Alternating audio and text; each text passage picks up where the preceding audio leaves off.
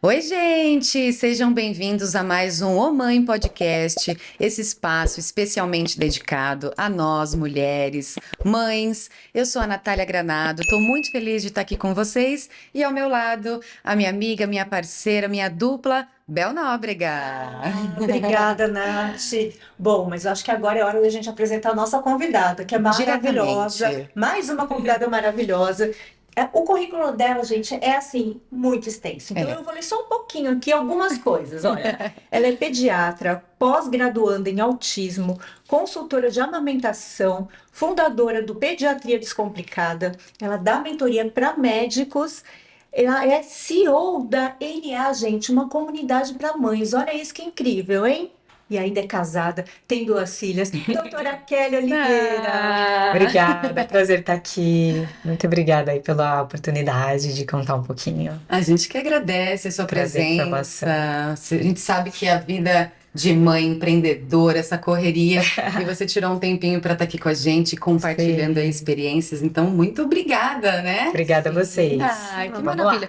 Já vamos começar? A gente sempre começa aqui, Kelly, conversando um pouco sobre a questão mulher e mãe, né? Antes da gente falar aí dos seus temas maravilhosos, né, que você aborda na sua vida profissional, a gente quer conhecer um pouquinho da Kelly mulher e da Kelly mãe. Como que você pode contar um pouquinho da sua vida pra gente, nesses sentidos de mãe e mulher?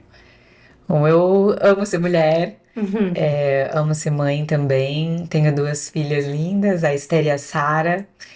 E eu falo que é um equilíbrio, né, da gente conseguir também trazer o nosso ser, a feminilidade, todo esse lado de ser mulher para o trabalho. Eu, como sou pediatra, é um meio que eu estou muito inserida, não só por conta da maternidade, mas mais ainda depois que eu fui mãe.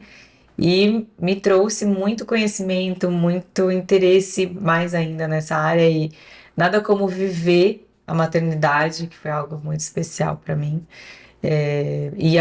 poder aplicar isso para as minhas pacientes lá na comunidade também, ouvir, ser ouvida e para o meu marido também, sabe, ter tempo. Eu falo muito para as mulheres como é importante você não esquecer de si, né? Tem muitas coisas que a gente precisa equilibrar esses pratinhos e você não esquecer da sua identidade. Quem é você? Quem é você como pessoa, como mulher, como mãe, os inúmeros papéis.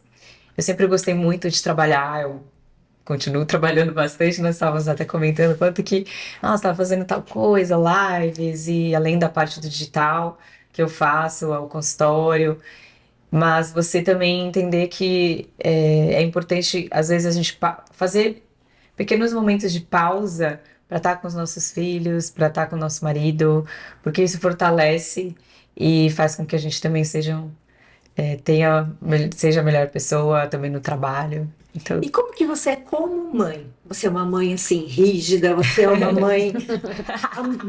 Como que é? Conta pra gente. Um pouquinho de cada coisa. eu sou muito firme quando tem que ser, então eu eu acredito muito que o amor, ele tem que estar muito junto também com os limites, porque a criança, ela tem que receber amor, ela tem que ser amada de todas as formas possíveis, então, seja no toque, na palavra, no gesto, na ação. Nós falamos, de 5 linguagens do amor, que é palavra de afirmação, presentes, você falar o toque físico, bom, eu vou lembrar aqui, mas tem várias, essas 5 áreas, né? O tempo de qualidade, a minha filha é muito do tempo junto, e atos de serviço, que é você se servir, você fazer coisas com elas, fazer coisas para elas. E isso vale para tudo, tá? Nessas 5 linguagens, não só para as filhas, mas você encher o tanquinho deles de amor. Então eu sempre falo para minha filha, você é amada, você é respeitosa, você é inteligente, e afirmando todos os dias. E aí, quando tem um comportamento, quando ela faz algo de errado, eu falo, filha, não é isso que você pode fazer, existem limites, explico o porquê. Às vezes é porque machucou, eu tenho duas filhas, uma vive batendo na outra, né? Sabe? Sim, claro. Ai, gente. E aí a gente tem que trazer porque e aí o que eu gosto de trazer é justamente isso, filha, por que você é amada? Por que você é respeitosa? Por que você é inteligente? Você acha que isso condiz com o seu comportamento? Óbvio, quando a criança já tem uma certa idade, a Esther que tem 5 anos já entende, aí ela começa o olhinho ficar cheio de lágrimas, ela começa já a ficar Ai, assim, meu Deus. não, mãe, então, filha, você sabe que não pode fazer isso. Aí ela vai lá, pede desculpa, abraça, Você conversa bastante com elas, acha que o conversa. diálogo é uma coisa muito importante? Não, extremamente. É. E uma coisa que eu aprendi também é que a forma como você lida com cada filho é diferente, porque as personalidades são diferentes, e até a forma como você ama é diferente. Então eu tenho duas filhas que são bem personalidade forte, mas muito diferentes. A Sara é toda amorzinho, ela gosta de beijo, abraço, toque, amasso ela, ela às vezes pede mais, assim, já que eles abraçam. A outra já. Então, é outro jeito. Eles são Então, diferentes, né? a forma de corrigir Gente. também, a forma de falar não pode. Sim. Então, uma você fala uma vez, acabou. A outra você tem que ficar mais em cima. Então, Eu, Kelly, você assim, você tem muitas atividades, né? é, E você encontra tempo para tudo, que eu sei que você já me contou. Você, Equilibra bem os pratinhos, não, você gente. tem uma rede de apoio? O seu marido te ajuda? Você tem alguém que te ajuda nesse processo? Sim, com certeza. Eu falo que não fazemos nada sozinho, né? Eu falo que se a gente consegue realizar tantas coisas é porque tem pessoas ao nosso lado, seja dentro do trabalho, ou seja na nossa casa, que estão ali segurando os pratos, estão nos ajudando. Então, eu tenho uma pessoa que me ajuda em casa, com as meninas, elas vão para a escola, meio período, e ficam também com ela. Eu faço questão de estar em casa, então eu faço um home office, né? Às vezes vou lá para almoçar, para jantar. Tenho muita coisa que eu faço no digital, então desenvolvo ali gravações, enfim. E estudo também e consigo estar com elas, mas rede de apoio é importante, é o que ajuda muito. ajuda muito. E o que eu vejo também não é só, você tem rede de apoio, e eu sei que às vezes tem mãe solo, tem situações que, poxa, é muito difícil, mas muitas vezes por orgulho, por acreditar que eu sou boa o suficiente, eu vou conseguir, é porque as mulheres elas não pedem. É, Elas têm, mas não querem admitir que precisam. Então, verdade. tira um pouco essa capa de Mulher Maravilha. Nós não precisamos de Mulher Maravilha. Guarda a espada da China, né? Eu fiquei com isso depois que a Bianca falou. Porque a gente quer ser super mulher. É, E não dá. Não dá.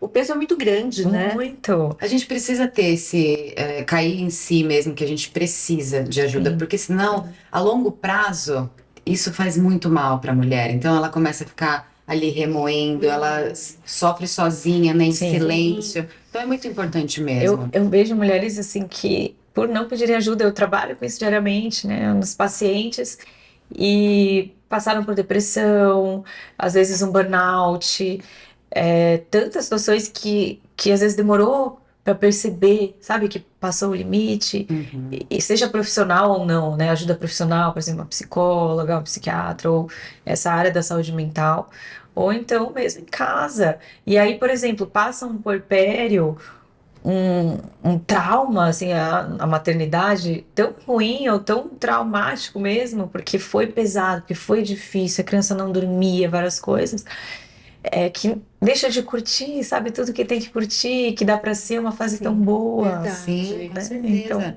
Então, sobre Antes de entrar no profissional.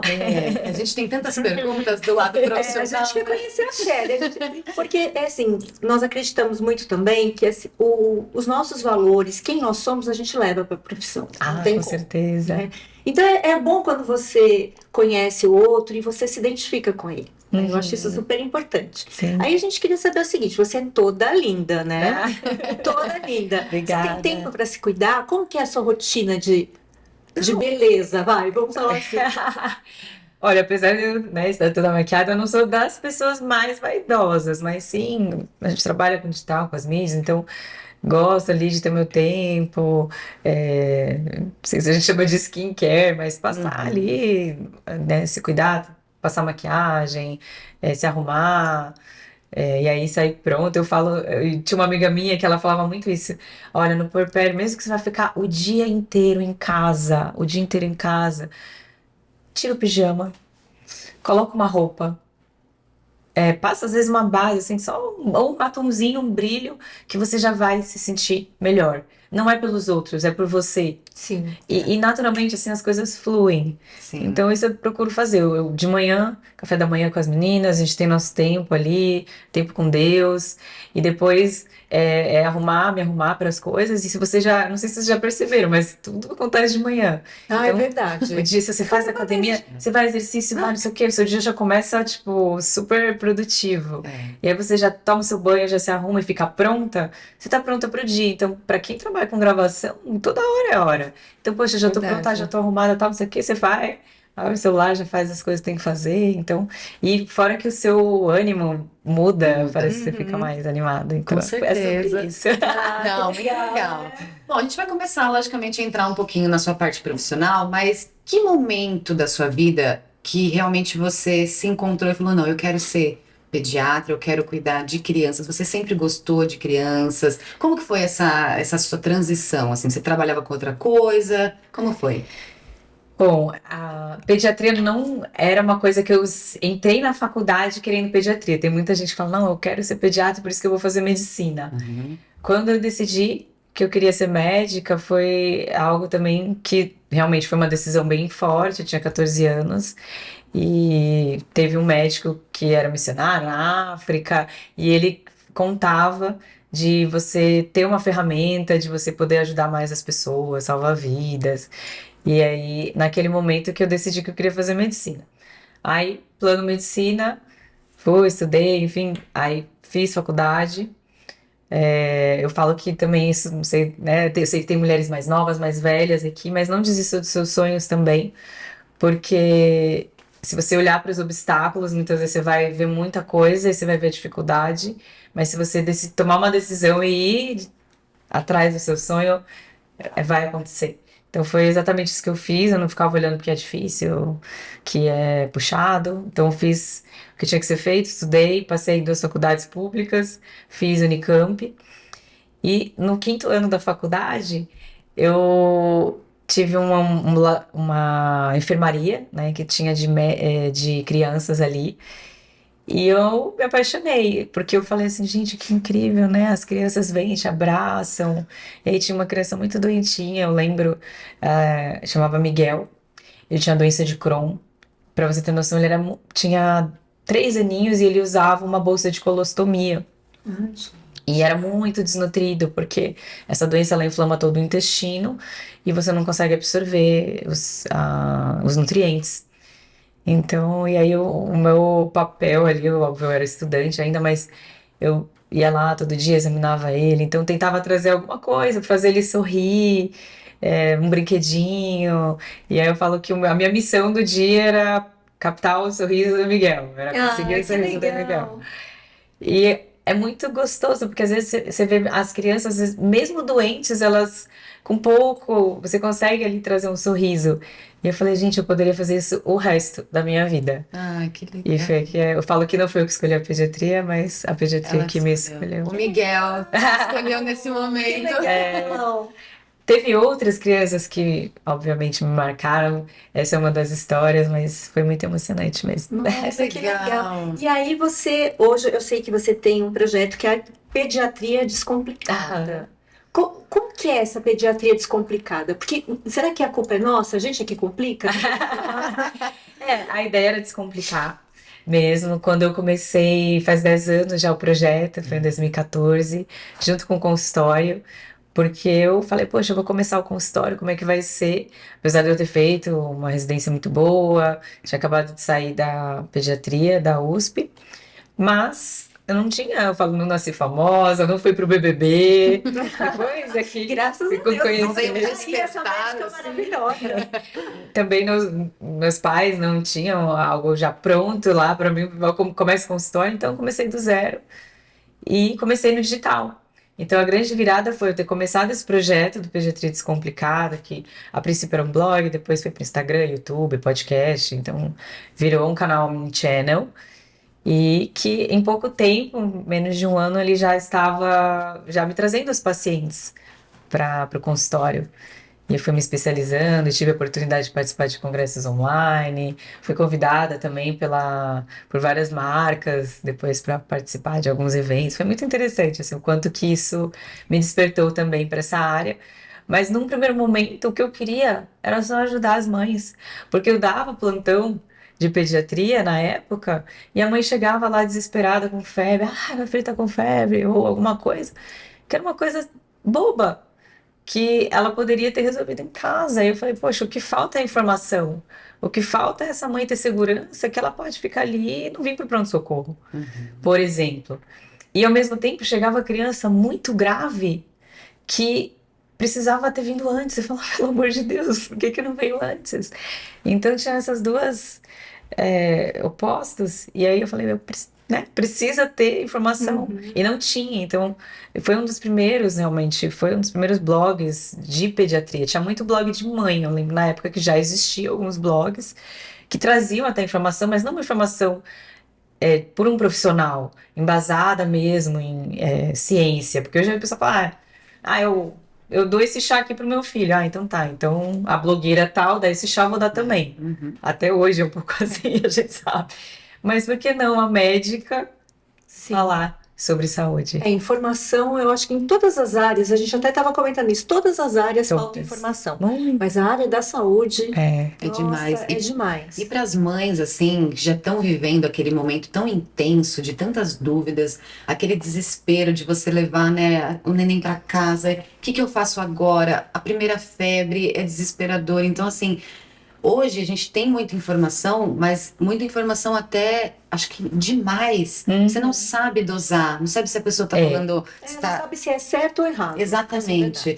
Hoje é o contrário, hoje a gente vive o excesso de informação, e eu gosto até de diferenciar porque existe a informação e existe o conhecimento. Eu gosto de trazer essas duas palavras, porque a informação é um monte de coisas soltas, às vezes você não sabe qual que é confiável ou não. O conhecimento é quando você adquire e você realmente consegue se empoderar e ter segurança de como fazer algo, né? No caso, cuidar dos seus filhos. Então eu gosto de falar assim, não, eu quero te dar o conhecimento certo. Sim. Para você ter segurança na sua maternidade, para você descomplicar. Descomplicar. Isso. Até porque cada caso é um caso, não dá Sim. pra gente levar, toma um chazinho e tal, mas será que vai servir pro meu filho? Será que o que ele tá passando? E até falando sobre esse assunto, qual que é a maior dúvida dos pais quando eles vão te procurar ali no consultório? O que mais chega pra você? Qual que é a maior dúvida? Olha, hoje já teve de tudo, né? Se você for pensar numa mãe de um recém-nascido, por exemplo, que eu trabalho até hoje, mas trabalhei muitos anos até em amamentação, então chegavam muitos bebês recém-nascidos, casos difíceis, casos assim impossíveis, eu até diria. A mãe chega com medo, insegura. Ai, se o bebê tá espirrando, se o bebê faz um barulhinho esquisito, a questão da cólica era algo muito recorrente, dor e dificuldade na amamentação também. Então, eu acredito que aquela mãe, ela se sente insegura de cuidar do bebê. Até porque antigamente existia uma rede, existe hoje, só que existia um conhecimento prévio. O que significa isso? A mãe tinha lá a tia, a sobrinha, todo mundo morava assim junto, em comunidade, muito pertinho, pensa no interior, que talvez ainda seja um pouco isso.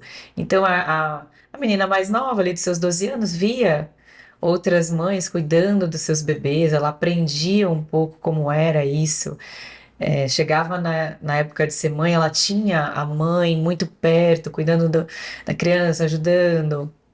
É óbvio, a gente fala de palpites, mas assim, tinha esse ensino prático. Hoje não, a mãe fala assim, vou ser mãe, um 35 plus, às vezes até mais, e beleza, como é que funciona isso aí? Vou ser mãe, E agora? Comecei, tô grávida, aí vai, passa as etapazinhas, aí o bebê nasce, tipo, tá com o bebê e agora? Não sei o que eu faço com isso aqui, É né? bem Como que isso eu... que eu faço com Então, isso. É. não tem, porque não é passado. E muitas vezes a informação que ela recebe é, não, tranquilo, porpério, legal, vai ser tudo intuitivo. Vai E nascer a mãe junto com a criança, né? Que fala, nasce a exato. A mãe. intuição vai dar tudo certo. É óbvio, pode dar tudo certo, só que se a gente trouxer o conhecimento necessário, vai ser muito mais leve. Por isso que eu falo, não deixa isso para depois, né? Se tem alguma gestante, uma gravidinha aí, já se prepara, leia a respeito, estude, não só sobre o parto, não só sobre o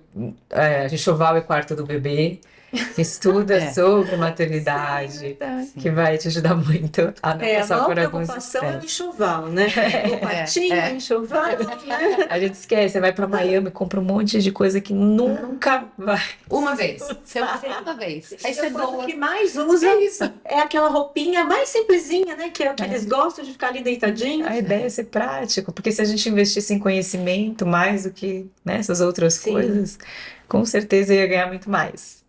Que eu tava Por isso que vendo, eu gosto. sabe que eu É. tava vendo, acho que foi no seu Instagram, inclusive, e eu fiquei super curiosa para saber. É verdade que o paladar do bebê se desenvolve no útero? Foi mesmo. Fiquei chocada quando eu li Nossa, isso. é verdade. Sim, porque através da placenta você tem a mulher, a mãe come os alimentos e isso passa as sensações, os gostos através da placenta, do líquido, na verdade, a placenta é o que Uhum. produz, né, o líquido amniótico, e o líquido amniótico a criança engole. A criança engole o líquido e faz xixi. E isso que é o líquido amniótico, é o xixi que a criança faz e vai produzindo e vai engolindo. Então ela vai sentir sim os gostos. Isso é de uma maneira bem mais prática falando, mas Sim. existe programação metabólica, existe muitas coisas que ainda no útero você está programando aquele bebê para o futuro. Por isso que é tão importante falar dos mil dias. Não sei se vocês já ouviram falar dos primeiros 1.000 dias ou 1.100. Hum. Hoje nós falamos de 1.100 dias. Os 100 dias são os 3 meses, mais ou menos, os 100 dias que antecedem a concepção. Então, ainda nem nasceu, estou me preparando, tanto homem como mulher. Eu falo que você está arrumando o aquário, está limpando aquele lugar, está trazendo um ambiente correto, o melhor ambiente possível para aquele bebê nascer e ser concebido. Depois, os 9 meses e os 2 primeiros anos de vida, se você soma, dá 1.100 dias, pensando na preparação. E esses 1.100 dias, eles definem a vida inteira adulta. Então, se aquela pessoa vai ser obesa, se aquela pessoa vai ter risco de diabetes, hipertensão, questões tóxicas. Então, o que a mãe vive no útero, principalmente o pai também, né? 50% a genética é do pai, a gente Sim. sabe. Mas o que ela vive ali influencia na vida adulta. E nos primeiros 2 anos também. O quanto que isso é importante. Olha só, Sim. isso é muito importante, né? A gente estava falando bastante sobre esse tema da gravidez, o tanto que é importante a gravidinha mesmo, que a gente fala, tem que conversar com o bebê para ele ouvir a sua Sim. voz, ou que você se alimenta, que é muito Sim. importante. Não comer por dois, igual, né? Falar, eu tô grávida, vou comer por dois. Tudo que você se alimenta, ou que você sente durante a gravidez, passa pro bebezinho também, né? Sim, sim. Eu falo que isso às vezes não é um lugar de culpa. Porque às vezes a mãe fala, eu me sinto culpada. Não é um lugar de culpa. Eu falo que você tem que pensar como uma oportunidade, como uma janela, como algo que, uau, se tem algo que eu possa fazer, imagina, e depende de mim, ou é algo que eu posso melhorar, por que não fazer agora? Então não fica tanto nesse lugar, ai, poxa, mas eu vou me sentir culpada. Não. Não. Faça o melhor que você possa, estude, se alimente bem. Sim, não, você está gerando, né, o seu filho ali, pensando no futuro dele, no seu também, né? Sim. Porque é o bem-estar da mulher. É tão difícil o pós, né? A hora que você tem o neném. Então, quanto mais você puder se cuidar, acho que você vai ter uma vida mais Influencia, mas não é um tranquila. determinismo, porque a gente Sim. estava falando, é neuroplasticidade cerebral, o cérebro ele pode tanto, mas essa primeira infância é impressionante, assim, quanto mais as pessoas estudam, existe um economista que se chama James Heckman, não sei se vocês já ouviram falar, mas ele ganhador de prêmio Nobel. E ele desenvolveu uma fórmula que ele chama a equação de Heckman, que desenvolveu e ele fala assim, para cada $1 investido na infância, você tem um retorno de $7 na vida adulta. Então, todos os programas de políticas públicas, tudo que você pode fazer para investir na primeira infância e antes, né, da concepção e gestação, você está trazendo uma devolução econômica mesmo até a sociedade. Olha só Então, que por que interessante. os governos eles têm tanto interesse e de fato precisa desenvolver políticas públicas para essa fase? Que é muito Muito. importante. Então, é Que muito legal. bacana. E esse início, assim, até falando do bebê, são até duas perguntas em uma, vamos dizer. Até os 6 meses, a gente fala que é muito importante que o bebê se alimente apenas do leite materno e depois a gente faz a introdução ali alimentar. Então, são duas perguntas. A primeira, é realmente importante que a gente faça a amamentação até os 6 meses? E quais são os primeiros alimentos que a gente deveria mesmo apresentar para o bebê? São as frutinhas, são as verdurinhas, tudo batidinho ou com textura? O que você recomenda? Então, quando o bebezinho faz os 6 meses, ele já começa a ter interesse pelos alimentos.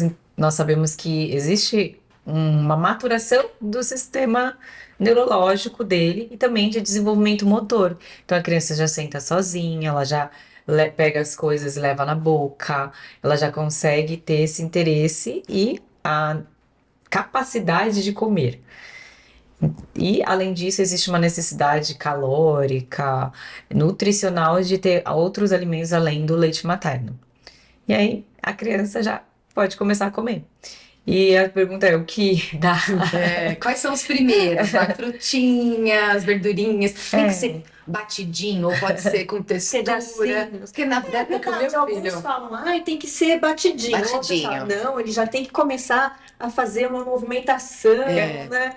Olha, eu vou trazer até os dados dos últimos guidelines, mas eu gosto de dizer que quando eu escolhi a pediatria e tudo, as pessoas falam assim: você vai ensinar a fazer papinha, dar papinha para as mães. Eu falava assim: gente, claro que não, que nada a ver, que chato isso, né? E eu nunca achei que isso fosse ter que ser uma regra.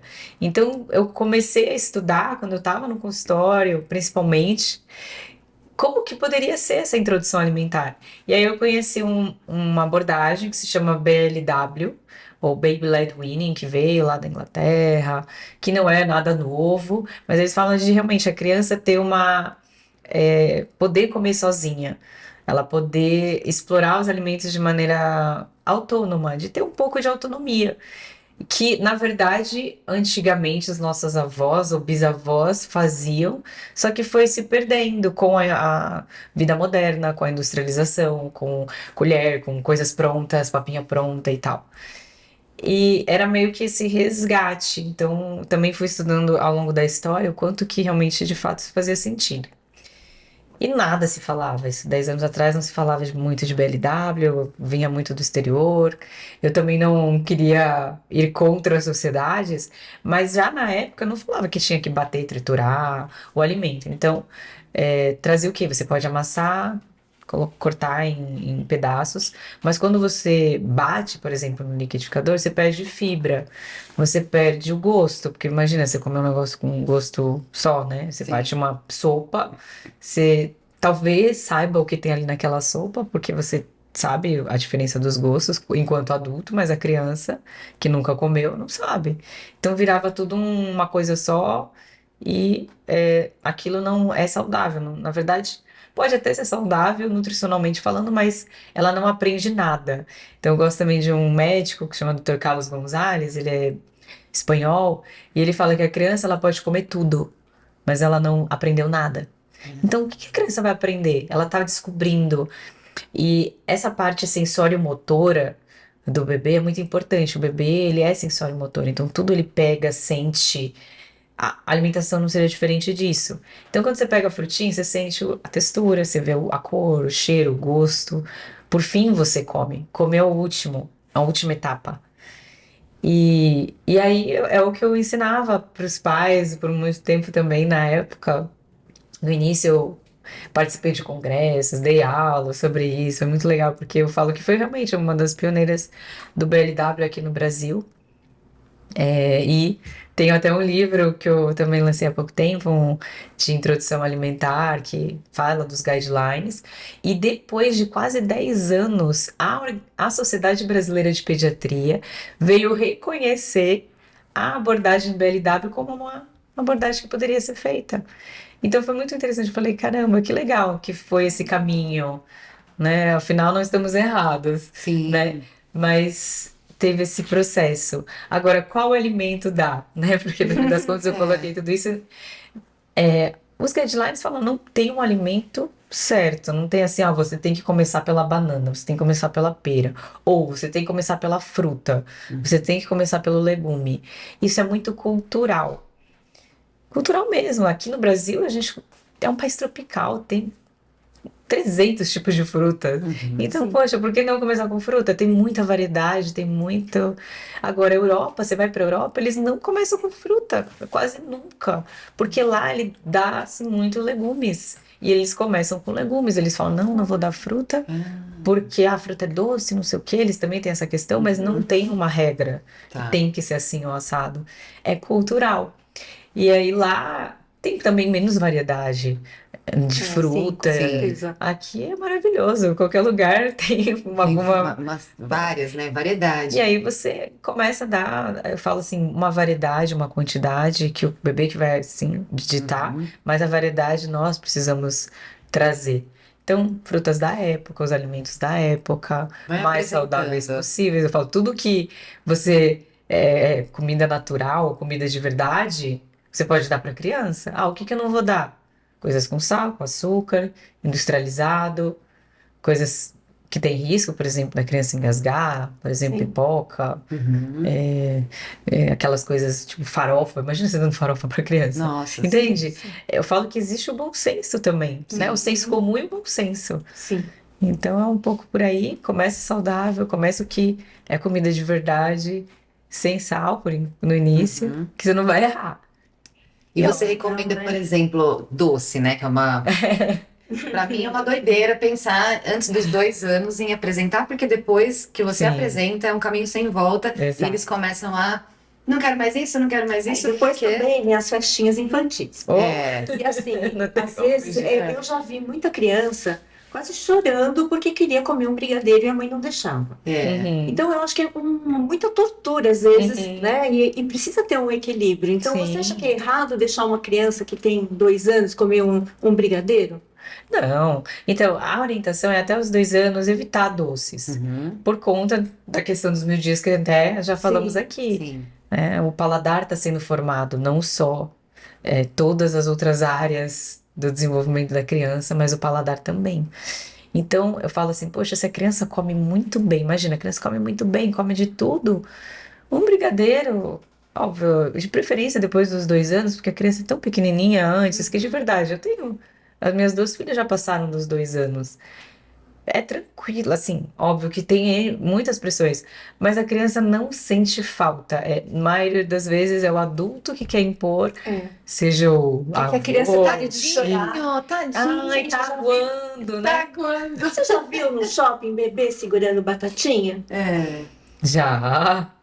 Refrigerante na mamadeira. Meu No Deus, isso é. carrinho ali, para parar de chorar, a mãe vai lá e dá uma batatinha no McDonald's. É. E existem boas opções. Então, por exemplo, você quer dar uma batatinha? Existe.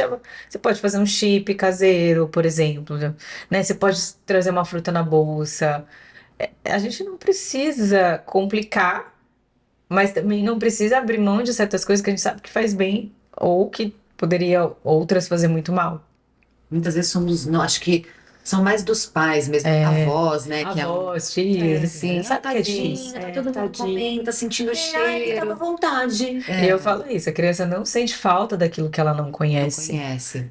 Então, E depois que conhece, é um caminho sem volta, é o que a gente tá falando. Ele conheceu, óbvio que aí o brócolis não vai ser tão interessante Tão gostoso, mais. é. a gente usa até isso para outros contextos, talvez de brain, posicionamento, que fala o paladar não retrocede.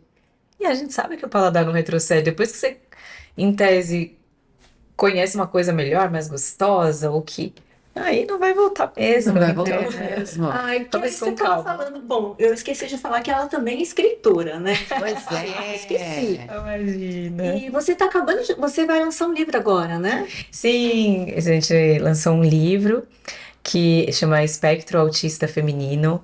Então, hoje eu diria que é uma obra-prima, porque é uma obra que vai trazer o conhecimento dessa área, né, do autismo em meninas e mulheres, que muitas vezes é subdiagnosticado e acaba tendo poucas informações. Quando nós decidimos escrever o livro, não tinha praticamente um livro, não existia, na verdade, um livro que reunisse tantas informações. Então, essa obra vai vir ajudar muitas famílias e pessoas, eu tenho certeza. Que bacana. Nossa. Bom, então não tem nem como a gente não iniciar um pouco do assunto Sim, sobre o sim. autismo, né? É um assunto que E eu você acho é especialista, inclusive, especialista. né? E veio à tona muito mais, né, nesses últimos anos. A gente tem ouvido falar mais sobre esse assunto.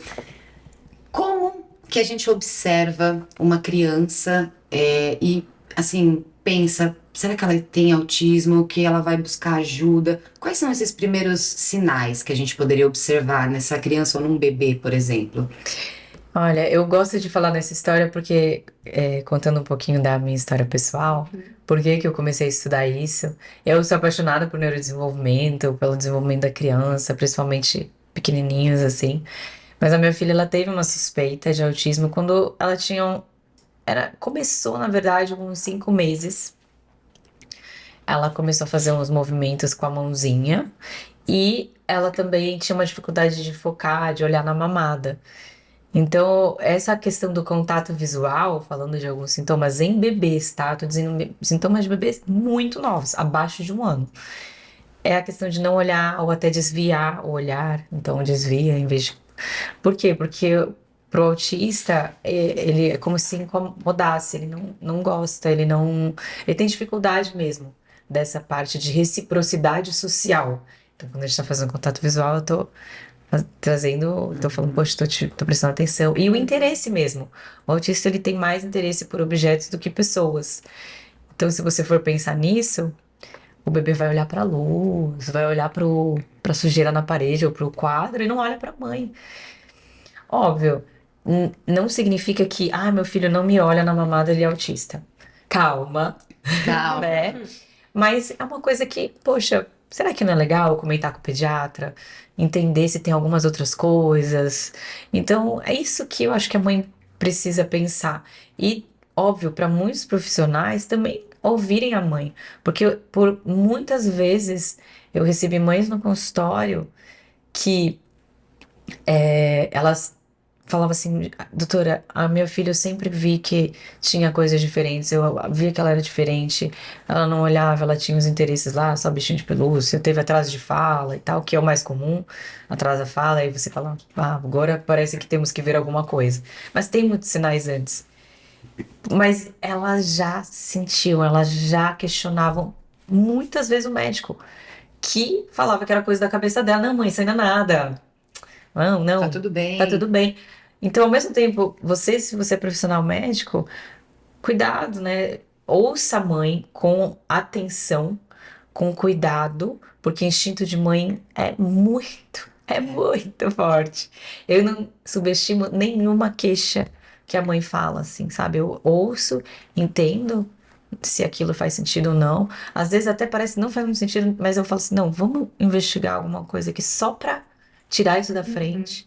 Mas ouça a mãe e profissionais também estejam com esse coração. E mãe, se tem alguma coisa que incomoda você, busque ajuda. Às vezes você vai ter que pelejar, né? Passar em mais de um profissional, mas busque. E aí, voltando à história da minha filha, ela teve essas questões. Eu procurei ajuda com. Era final de ano, então, final de 2019, mais ou menos em novembro, ela fez 6 meses. E quando ela fez 6 meses, ficou mais claro, porque acho que com 6 é isso, né? A socialização faz um boom, a criança começa a interagir, sentar, nananã. Ela teve mais, aí exacerbou um pouco esses movimentos. E olha isso, uma amiga minha que trabalhava já com neurodesenvolvimento, tem um filho autista que é muito pequenininho, assim, que ela diagnosticou precocemente, ultra precoce, com 2 meses. É um caso exceção, tá, gente? Não tô dizendo que você vai diagnosticar com 2 meses. E nem que foi diagnosticado, mas que tava com intervenção. Uhum. E ela falou, Kelly, eu não sei, tem algum movimento que a sua filha faz e tal. Busca ajuda ou, né, presta atenção, vê se faz Observa. sentido e tal. Bem sutil, ela não ficou falando, sua filha, não sei o quê. Mas eu já, pediatra, eu pesquei, eu falei, não, vou correr atrás. Eu sou dessas que eu corro atrás, eu vou onde tem que ir. Eu prefiro pecar pelo excesso do que Sim. falar, não, isso E a aqui não é prevenção nada. sempre é Aí com 8 fundamental. meses, aí passou o final do ano, foi janeiro. Eu até conto isso um pouco também no outro livro que eu tenho, que chama Maternidade Sem Culpa, dessa história, como que foi, porque eu chorei por quase 40 dias seguidos, assim, foi bem difícil. Final do ano, imagina, era todo dia chorando, todo dia não sabendo o que ia acontecer, enfim, mergulhada nisso também. Aí, janeiro foi fazer a avaliação, começamos as intervenções, e a conclusão era, Kelly, não sei, não sabemos, não tem como diagnosticar, não tem como fechar um diagnóstico agora, mas a terapia, a intervenção vai fazer bem. Não tem como fazer mal, só tem como fazer bem. Se tem como fazer bem, bora começar para ontem. Então eu fiz curso, comecei a estudar, e aí em 2020 você já sabe o que aconteceu? Veio a pandemia e tudo fechou. Sim. Então eu tinha que fazer o que tinha que ser feito pela minha filha. Então eu fui a terapeuta dela, praticamente, né? Ela teve suporte assim online, mas eu sentei no chão, eu fazia as terapias, eu era 24 horas, que a minha filha era estimulada. Ela só não era quando tava dormindo. Mas assim, o resto do dia era, olha pra cá, não sei o que, o bichinho. Eu lembro de eu ter ido numas lojas de carnaval que você compra de festa. Sim, Comprei chapéu, comprei óculos, porque você fala, poxa, o bebê tem que olhar. Porque sim. se o bebê não olha pro outro, ele não aprende. Sim. Porque ele aprende como? Por É, imitação. por imitação. E aí eu comprei essas coisas, olha pra mim e tal. Aí era o dia inteiro com aqueles óculos doidos, chapéu não sei o quê, coisa no pescoço, batom vermelho, pra ela olhar pra mim. E fui fazendo as terapias, as coisas, ela melhorou demais, demais, demais, demais. Assim, na verdade, os sintomas sumiram. Com 2 anos ela teve alta. E eu falei, cara, isso aqui é incrível. Imagina uma criança poder ter intervenção precoce e receber isso. Você muda a vida da criança. Com Você certeza. traz um futuro melhor para elas, mesmo que ainda seja mais grave ou o que for. Então eu me apaixonei. Aí foi aí que eu mergulhei Nessa área nessa também, né? área. Mais específica, né? Exato. E a gente tem 3 graus de autismo. Como que funciona isso? O transtorno do espectro, então, teve uma mudança de nomenclatura. Então, em vez de chamar de autismo infantil, passou a se chamar transtorno do espectro autista, do CID-10, do CID-9 para o CID-10. E isso fez com que várias outras transtornos também entrassem no espectro.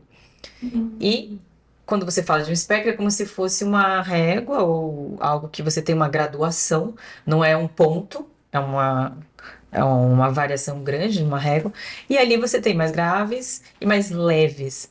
As pessoas não gostam muito de dizer, transtorno leve, transtorno grave, ou autismo leve, autismo grave. Porque você dá a sensação de que, isso aqui é leve, tá tudo bem. Isso aqui é grave, não, isso aqui precisa cuidar. Não é bem por aí. E ao mesmo tempo o peso que aquilo traz, né, pra mãe, não é sobre isso. Então eles classificaram como nível de suporte. Então, nível de suporte é quanto que aquela criança precisa de ajuda, de suporte para determinadas atividades. Então, tem o nível 1, o nível 2 e o nível 3, sendo que o nível 3 é o mais severo, seria o mais grave, o nível 1 mais leve, tá? Colocando entre aspas, mas aí sim, você tem um autismo nível 1, que a criança tem uma independência, um suporte mínimo, então tem uma vida funcional, tem algumas questões, mas precisa de algumas intervenções pontuais.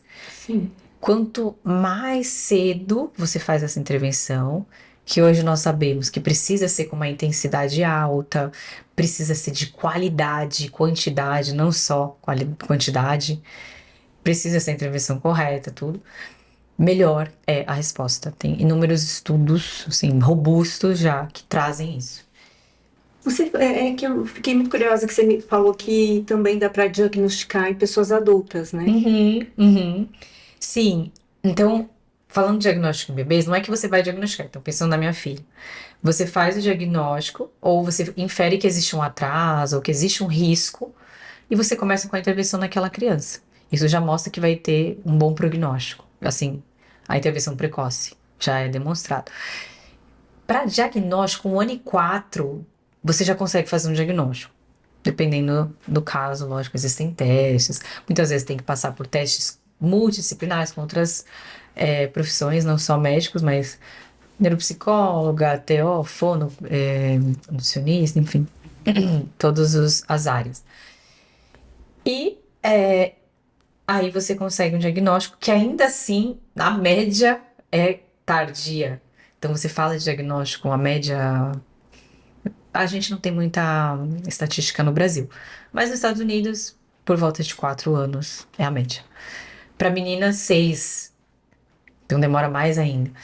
E eu falo do autismo em mulheres no livro, mas também, por exemplo, você tem um nível de suporte, um menino que, ele falou, mas começou a falar com 3 anos, até 3 anos, o menino não falava, de repente começou a falar, mas deu tudo certo. Ali tinha uma questão com cheiro, não gostava de barulho, ele não comia determinadas coisas, o menino era quieto assim, ou a menina, no caso, ela não falava muito com ninguém, ficava lá, sei lá, enfiada nos livros, ou ficava lá no canto dela, também ninguém encheu o saco de ninguém.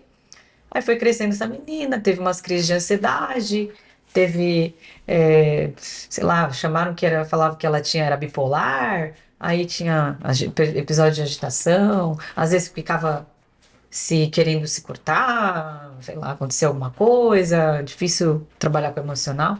Essa menina foi crescendo, não, isso aí, ela deve ter uma bipolaridade, uma depressão, não sei o que, ansiedade. Essa menina cresce mais, vai pra faculdade, tem filho, né? E depois você descobre que essa menina, essa mulher era autista e que não foi diagnosticada. Só que teve um histórico, teve uma vida de, não vou dizer, de sofrimento mesmo, né? Para os pais, talvez para os outros, ela mesma, prejuízos. Então, quando você configura prejuízo, a palavra prejuízo na ciência, você está dizendo, poxa, houve prejuízo? Houve prejuízo.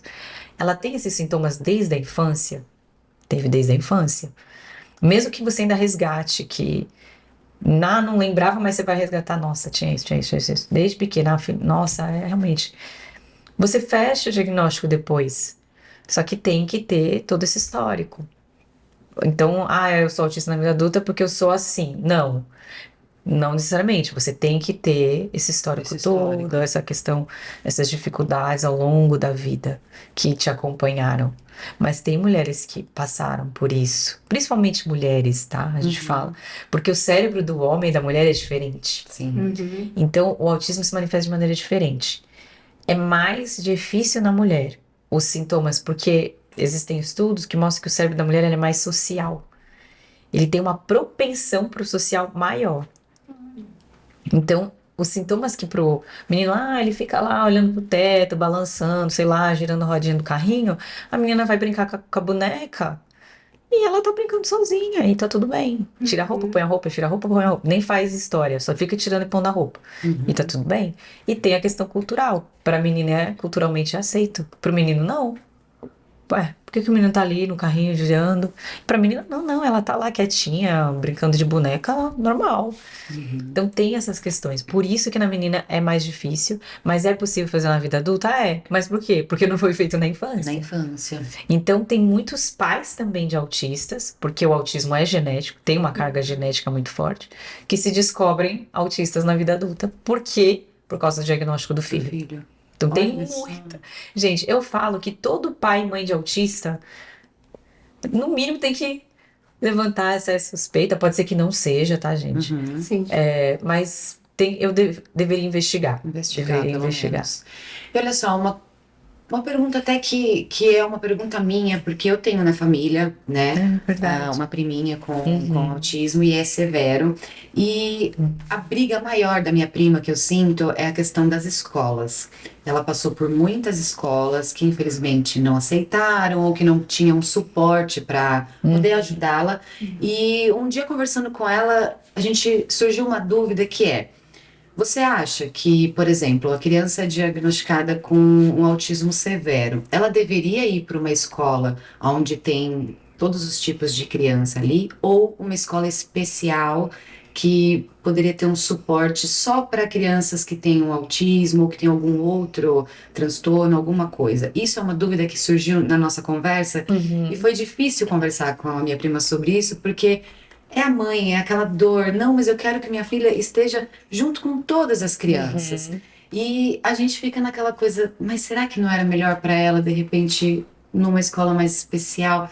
Você tem algo assim para dizer sobre isso? Olha, é uma pergunta que talvez realmente não tenha uma resposta certa, sabe? É, Porque a gente está muito longe do que é inclusão, sim. de fato, sabe? Assim, na sociedade. E também ainda em relação ao autismo, no geral, mas assim, falando desse tema especificamente, porque as pessoas estão aprendendo a lidar, elas não sabem o que é. E quando você fala de inclusão, não é só trazer uma sala própria, não sei o quê, mas é você realmente pensar em políticas de inclusão que aquela criança ela possa participar, ela possa viver em sociedade com respeito mútuo e com oportunidades que ela consiga receber o melhor e possa se desenvolver. Então, a maioria das escolas, e eu falo assim, não é só aqui no Brasil, porque eu tenho muitos pacientes fora do Brasil. Não é só no Brasil, gente. De verdade, às vezes eu falo assim, por que que não é aliviando? Mas nos Estados Unidos, Europa, existe uma dificuldade de você fazer inclusão. Eu tenho um paciente, por exemplo, nos Estados Unidos, que a mãe fala, ele fica numa sala com um monte de outras crianças especiais e para eles isso é inclusão. Só que tem o menino, no caso o paciente, o filhinho dela, ele fala, ele é verbal, ele escreve, ele, vamos dizer assim, tem um nível de suporte menor. E a outra criança que, sei lá, tá batendo a cabeça, tá, né, não interage nada, fica correndo em volta da sala o tempo todo, tá no mesmo lugar. E é um professor. Então, assim, agora, se você fala assim, vou criar uma escola só para crianças especiais, existe, tá? Se for realmente uma escola que, cara, dá um suporte, que é boa, que você vai ter ali realmente um estímulo, eu acho que, ok, pode ser muito bom para aquela criança. Às vezes o nível é tão grave que você tá numa escola que não é adaptada, que não faz inclusão de fato, e que não tem uma AT, que aí a gente entra no tratamento do autismo, que é o assistente terapêutico, que vai ficar lá o tempo todo com essa criança para ajudá-la a incluir nas atividades. Uhum. Não adianta. Ela não vai Não vai evoluir, fazer, né? não é inclusão. Gente, e aí, o que que adianta a criança tá ali? Não Vira vai. uma dor para todo É triste, é mundo. difícil, sabe? E a mãe, é óbvio, pra mãe é difícil, gente. Pra mãe que quer ter o filho participando, né? A gente tem uma idealização do nosso filho e a gente pensa, ó, né? Sonha e de repente a criança vem com coisas, com questões que não é o filho idealizado. Então você tem que também trabalhar nesse ponto. É uma exaustão também. Eu vejo assim mães muito cansadas, famílias destruídas ao mesmo tempo. Eu vejo famílias muito maravilhosas também. Então a gente tem esses dois lados, porque quando o pai e a mãe, e eu falo que o pai e a mãe, gente, é o fundamental, é a base, por mais que a família, a criança vai para a escola e tal, a família é a base. Quando o pai e a mãe estão juntos, tem amor, tem, sabe? Você consegue trazer o melhor para aquela criança e acreditar. Tem uma história da Temple Grandin, que é uma autista que foi superdotação, tem um pouco, não vou dar spoiler, mas tem no livro lá, Ah, no lá. espectro feminino, eu comento da história dela. Ela só chegou onde chegou e ela tinha habilidades fora, acima da média, que nunca jamais teriam sido descobertas se não tivesse uma mãe que acreditou nela. Se tivesse, principalmente a mãe. Eu falo da mãe porque a gente sabe que é a mãe. A mãe transforma a vida, né? É, Transforma, vira assim, o suporte total para é. aquela criança mesmo. Mas assim, olhando pro lado da escola, gente, eu falo que então pais acreditem, né, nos seus filhos, não desistam. Um nível de suporte 3 pode ir para um nível de suporte 1, pode melhorar muito. Que bom saber disso. Se, poxa, a gente vai para uma terapia adequada, pais engajados, as coisas funcionando, dá para melhorar muito. Eu tenho uma amiga que a filha dela é autista e síndrome de Down. Ela pelejou por anos, a menina tá com 10 anos atrás de terapia. Agora a menina tá numa terapia boa. Ela falou, cara, os ganhos são impressionantes, Kelly. Eu tô assim no céu de tanto que ela já passou. Ai, que bom. Então, aí você fala, poxa, a primeira infância é importante, mas até qualquer momento, sabe? Você fazer isso. E as escolas, eu fui numa palestra também, dei uma palestra recente numa escola pública, que eles me pediram ajuda, Kelly. Tem 30 crianças autistas, são 300 crianças, muita criança autista.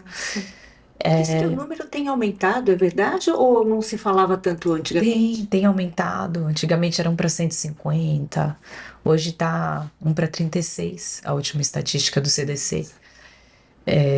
Por mais diagnóstico, enfim, a mulher tá tendo um filho mais tarde, aí a gente entra em todas as questões também que Sim. remetem ao risco, né, de ter uma criança autista, os pais também, pai também influencia aí na genética, mas tá aumentando, fato é, tá aumentando, mas a escola preocupada, sabe?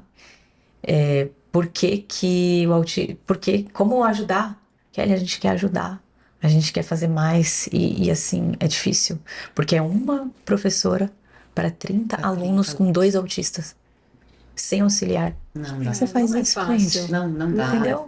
Ai, gente, esse assunto. Não tá pra gente Nossa, a continuar gente vai ter que falar falando desse várias assunto. coisas. A gente tem pode falar como. só desse assunto, desse É. tema, Sim, que eu com acho tão certeza. importante. É muito E assim, importante. eu tenho algumas amigas que têm filhos autistas e elas se sentem muito sozinhas. Aham, Elas falam sim. que falta muita informação, que falta realmente uma rede de apoio e que assim, elas às vezes não sabem qual caminho tomar, né? Então eu acho que é um assunto que a gente pode trazer novamente aqui. Não, com com certeza. Só que certeza. antes de terminar, você tem um outro projeto Aham, que eu queria muito que você falasse, porque é uma comunidade de mães, então aham. elas precisam saber que é o Eliá, né? Sim. Fala só um pouquinho dele. É. Bom, a comunidade de mães é um projeto que eu criei, realmente tá eu falo que tá no coração de Deus. O Eliá, ele simboliza a árvore, então o significado é árvore. E oliveira, que traz esse abrigo, esse aconchego, essa segurança para as mães. É um lugar, é uma comunidade dentro do digital que tem todos os conhecimentos que eu coloquei ali, vários cursos, realmente um presente assim pelo valor. E tem a possibilidade das mães terem essa troca, realmente um sentimento de não estar sozinha, sabe? Não tá sozinha, você pode contar com a gente, pode contar com outras mães. Então, esse é o projeto da comunidade. E Que é aí tão quem. importante isso, né? Esse Sim. apoio. Eu tenho só mais uma perguntinha, posso? Aham, Mas é que é um tema que a gente não pode deixar passar, que é o uso de telas. aham. Eu acho que é uma Nossa. dor. Esse realmente tem que ser um só. Isso eu é só preciso. Não, outro. isso com certeza. Mas assim, só pra gente concluir, porque é uma dor muito grande a questão das telas, não só na questão do autismo, mas para todas nós mães, é uma dor minha. Meu filho gosta muito de tecnologia, celular, Adolescente. videogame, e a gente acaba que vira é um problema pra mim, sabe? Aquela coisa de você olhar e ficar um pouco desesperado de ver seu filho no quarto, que ele não sai. Interage, mas gosta muito mais da questão da tela. Então, assim, é prejudicial para a saúde a questão da tela? Eu falo que as estatísticas não são boas. A tela é complexa, assim. É muito difícil você lidar com o tempo de tela, principalmente adolescentes. Mas sim, é prejudicial. Porque, na verdade, se você for pensar até de maneira lógica, você está tirando daquela criança um tempo de interação com o outro real, Uhum. físico. Momentos que ele pode criar, ou seja, criatividade. E criatividade, nem expliquei aqui, mas é um dos pilares da inteligência. Então eu falo que né, o ser humano, ele tem capacidade de criar. E quando você você está tirando, né, a criança está no tempo lá de tela, você está tirando essa capacidade dela de criar coisas novas, de pensar, até de pensar. Sim. Né? Porque É você está lá verdade. passivo. A maioria das vezes que você usa a tela é passivo, né? No caso, pode ser jogo, tudo, mas assim, de certa forma é muito tempo. Né? E ninguém segue as recomendações. Eu falo isso porque eu tenho, assim, é fato, é certeza. A recomendação é 1 hora, até 2 anos zero tela. Primeira infância até umas 6 anos ali, 1 hora, até 1 hora. Depois, a pré-adolescência, eles também falam máximo até 2 horas, mas não necessariamente só recreativo ou passivo, entendeu? Só que até um livro recente que eu também estudei, fiz uma palestra sobre isso, que chama Fábrica de Cretinos Digitais. Ah, Chama um livro. É do Michel Desmoulins, é um cientista que estuda muito isso, né? É francês. E ele fala que os adolescentes, eles ficam mais ou menos 7 horas na TV ou na tela. Isso dá 1/3 do dia deles, né? 1/3 do dia, sendo que 1/3 eles dormem. Então é muita verdade. é coisa. muito tempo, É é muito muito tempo. tempo. E querendo ou não, isso acaba influenciando, né, na vida, em Em tudo. várias coisas, né? Mas existe solução. Eles falam que é você criar momentos de jogo, você criar áreas livres de tela na casa, momentos livres de tela. Então, poxa, a mesa não tem tela. Uhum. É momento de mesa. A gente nem sabe mais o que é isso. O que que é momento de mesa? Que é tão importante o momento de mesa. A gente Tempo falou de sobre. mesa, Ai, meu tempo filho. de Olha, seu mesa. filho fala, o que que é momento de mesa? Eu dou com a mesa na sua cabeça. É, para É eles, tempo de mesa, é muito importante. Eu falo, poxa, as melhores histórias da minha o família, olho no olho, né? O a olho gente no faz na mesa olho. até hoje, a gente inventa coisa pra comer quando eu vou na casa dos meus pais. Aí vamos tomar café, a gente fica lá sentado na mesa comendo, conversando. Conversando. Porque ontem, em casa, a minha filha briga comigo.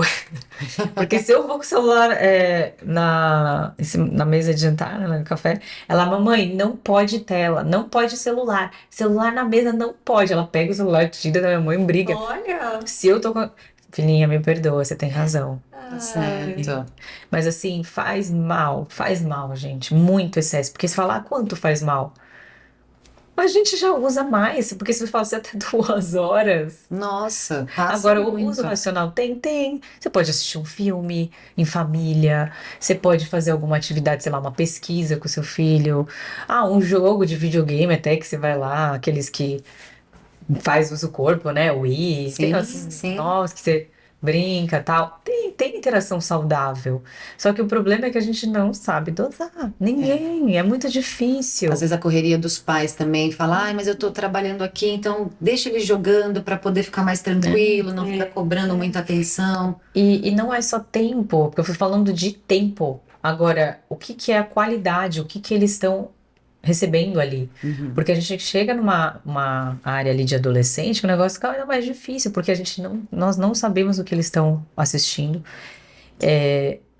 Para ter acesso a conteúdos de violência, pornografia, sexo explícito, outras coisas aqui que não basta, não é um tempo, é 1 minuto, Então, é segundos. sim. E isso pode afetar a vida dele. Por exemplo, pode ser uma criança que teve, um adolescente que teve acesso à pornografia e ele pode ir para um vício de pornografia. E isso é muito grave. Muito grave. Então, assim, a gente está falando de temos que ter o controle parental de crianças e adolescentes do que eles estão assistindo e de quanto tempo eles estão assistindo. Se você fala assim, poxa, eu sei 100% do que meu filho assiste e eu tenho controle de quanto tempo, parabéns, você conseguiu Sim. e é o ideal, Uhum. tá? Então mas é difícil, é um desafio. E teve um paciente que eu fiz isso, eu falei, olha, você vai ter que zerar a tela. Tinha suspeita de autismo, tinha 7 anos, uma coisa. Melhorou absurdo. Absurdo. A mãe conseguiu fazer, no início ficou bravo. Aí a gente chega num ponto que assim, a gente sabe que a tela vicia igual droga, tá? Nem vou entrar no ponto, mas assim, dopamina, cérebro, né? Mecanismo cerebral. E que tem, quando na retirada, sintomas de abstinência. Igual droga. Sim. Então, assim, no início é ruim, péssimo, difícil, quebra a casa, sei lá o quê, mas depois é melhor. Então Então, é força, complicado. mamães e papais Isso aí, a aí, gente né, sabe o tanto que é gente? intenso Desafio isso. master. A gente quer te receber de novo, tá, Com Kelly? Que certeza, você é tem incrível, tem muito ainda para assunto. falar. Mas muito obrigada. Foi Olha, ótimo. obrigada a vocês, Maravilhoso, Bel. Foi adoramos mesmo. ter você aqui com a gente. Obrigada mesmo. Não sei se eu posso deixar aqui minhas redes Com sociais. certeza, esse é o Todas espaço, as suas inclusive. redes. Obrigada. Bom, eu tenho a rede social que você encontra em todos os canais, podcast, YouTube, blog e Instagram, que é o Pediatria Descomplicada. Então lá tem esses conteúdos que nós conversamos aqui, muito mais. E tem um projeto que não deu pra gente falar, mas não tem problema, que é o Doutora Kelly, @ Doutora Kelly Oliveira M. E eu tenho um canal de YouTube que chama Doutora Kelly Oliveira, que é um perfil mais profissional para médicos, que eu dou mentorias, ensino médicos também como se posicionar no digital, parte de carreira, gestão de carreira, marketing e desenvolvimento também. Ah, muito legal, gente, hein? siga aí a Kelly em todas as redes sociais. Eu tenho certeza que a cabecinha aí da mulherada, principalmente, borbulhou. São muitas informações importantes. Deixem aí também os seus comentários e dúvidas que a gente vai encaminhar tudinho para Kelly também. E agradecendo mais uma vez vocês que estão aqui acompanhando o Mãe Podcast, esse espaço que é uma rede de apoio, né, nessa área, nesse universo da maternidade que é tão importante. A gente romantiza, mas a gente também sabe o peso que é ser mãe, as dores da mãe que a gente às vezes sofre calada. Então aqui é para a gente poder interagir. Agradecendo mais uma vez vocês que estão aqui acompanhando, os nossos meninos também da Guisa e da Videofly Produtora que estão aqui cuidando dos nossos conteúdos. Agradecemos mais uma vez, não se esqueçam de se inscrever, compartilhar com os seus amigos que precisam dessas informações e a gente se vê no próximo episódio, né, Belzinha? É isso aí, gente. Vamos esperar vocês, hein? Não esquece de compartilhar e mandar os comentários, porque a gente quer saber quais os temas vocês gostariam de ver aqui no nosso podcast. Não é isso. Kelly, muito obrigada. Obrigada, gente. Foi ótimo. Até a próxima. Um beijo. Tchau.